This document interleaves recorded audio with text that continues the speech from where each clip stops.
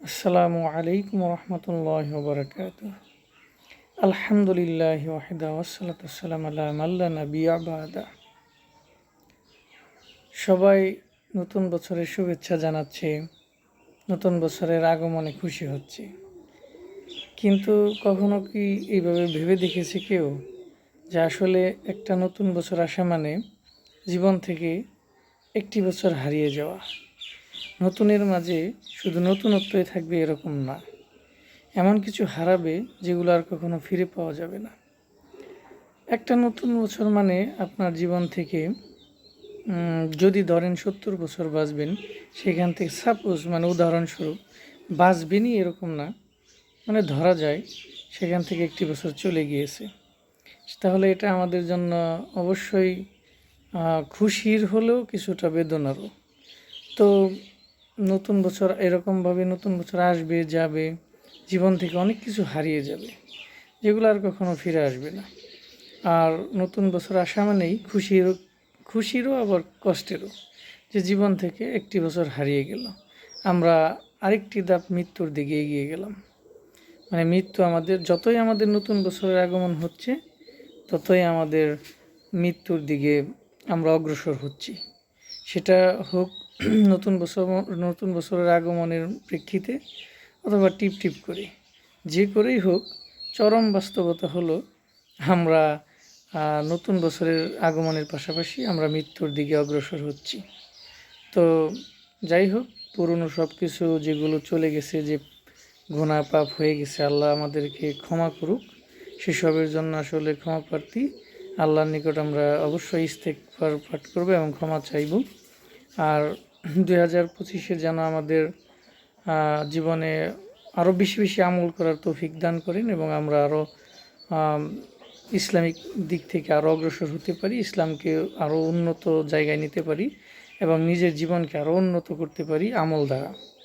অবশ্যই আবার এটা ভাববেন না যে সফলতা মানেই শুধু ভালো চাকরি, ভালো গাড়ি, ভালো বাড়ি, এগুলো না।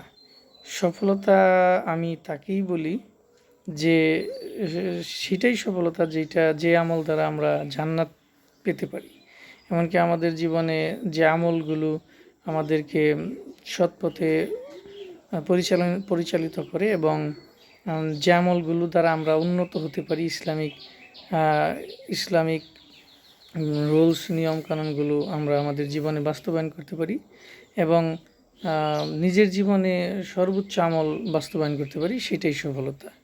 সফলতা শুধু ভালো চাকরি, ভালো বাড়ি, গাড়ি এগুলোর মধ্যে সীমাবদ্ধ নয়। এগুলো তো দৃশ্যমান, বাট রিয়াল সফলতা হলো নিজের জীবনে সহি আকিদাভিত্তিক আমলগুলো প্রতিষ্ঠা করা। তো যাই হোক, 2025 যেন আমরা ভালো কিছু করতে পারি, নিজের জীবনে আরও বেশি বেশি আমল করতে পারি।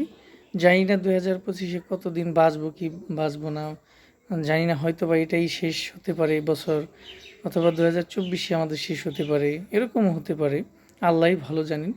তো আমরা আমাদের জীবনকে আরও আমল দ্বারা পরিপূর্ণ করার চেষ্টা করবো ইনশাল্লাহ, বিশেষ করে সহি আমলগুলা, আসলে সুন্নাহভিত্তিক যে আমলগুলা। আর যেগুলো খারাপ হয়ে গেছে, আমাদের সাথে মন্দ হয়ে গেছে, সেসব কিছুই একদম রিমুভ করে দেবো ইনশাল্লাহ জীবন থেকে। এবং যারা আমাদের সাথে ভালো করেছে, মন্দ করেছে, তাদের সবাইকে আমরা ক্ষমা করে দেবো ইনশাল্লাহ। কেননা আল্লাহ ক্ষমাকারীদের ভালোবাসেন এবং আল্লাহ নিজেও ক্ষমা করতে পছন্দ করেন। তো ঘুমানোর আগে অবশ্যই আমাদের উচিত, একটা হাদিস এরকম ছিল যে ঘুমানোর আগে একটা সাহাবা ক্ষমা করে দিতেন তার সাথে যারা ভালো করতেন, মন্দ করতেন। তো আমরাও চেষ্টা করবো ইনশাল্লাহ যে আমরা ঘুমানোর আগে আমাদের সাথে যারা ভালো করেন, মন্দ করেন, তাদেরকে ক্ষমা করে দেওয়ার, আর নিজের জীবনকে আরও বেশি বেশি আমল দ্বারা পরিপূর্ণ করার। আর 2025 বলতে আসলে নতুন বছরের আগমন হলেও জীবন থেকে একটি বছর হারিয়ে গেল, আমরা মৃত্যুর দিকে আরও একটি ধাপ অগ্রসর হয়ে গেলাম। এটাই বাস্তবতা, এটাই একদম সর্বোচ্চ বাস্তবতা। তো যাই হোক, সবার জন্য দোয়া ও ভালোবাসা রইল।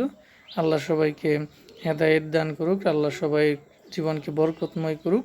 2025 যেন সবার জীবন অনেক ভালো কাটে এবং আল্লাহ যেন 2025 সবার উপর রহমত বরকত নাজিল করুক, সকল প্রকার বালা মুসিবত থেকে সবাইকে হেফাজত করুক।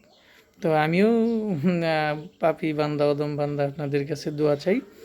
আল্লাহ যেন আমাকেও ক্ষমা করেন, আমার ভুল ত্রুটিগুলোও ক্ষমা করেন, এবং আপনারা আমার জন্য দোয়া করবেন, সবসময় দোয়া করবেন ইনশাআল্লাহ। আমি যেন আমার জীবনকে আরও বেশি বেশি আমল দ্বারা পরিপূর্ণ করতে পারি, আর যতদিন বাঁচি আপনাদের জন্য দোয়া করতে পারি, এবং আপনারাও আপনাদের কাছে দোয়া চাইতে পারি। যাই হোক, ইনশাআল্লাহ সবাই ভালো, আল্লাহ সবাইকে ভালো রাখুক। সুবহানাকাল্লাহুম্মা বিহামদিকা আশহাদু আল্লা ইলাহা ইল্লা আনতা আস্তাগফিরুকা ওয়া আতুবু ইলাইক। আসসালামু আলাইকুম ওয়া রাহমাতুল্লাহি ওয়া বারাকাতুহু।